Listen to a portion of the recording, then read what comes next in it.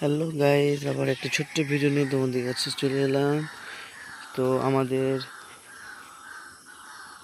এই খালের সাইডে যে জমিগুলো পড়ে থাকে ওইগুলোতে আমরা চাষবাস করে থাকি। এই দেখো, এই পাশে খাল, এর সামনে বাঁধ। এই বাঁধের উপরে আমরা ছোট্ট একটি বাগান করেছি। বাগানে নানাধিক শাকসবজি লাগিয়েছি, যেমন বেগুন আছে, লঙ্কা আছে, পালং শাক, আবার নতুন করে লাগানো হয়েছে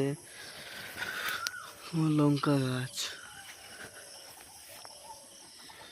এইদিকে আছে পিঁপা গাছে পিঁপা ধরেছে, এই দেখতে পাচ্ছ তোমরা।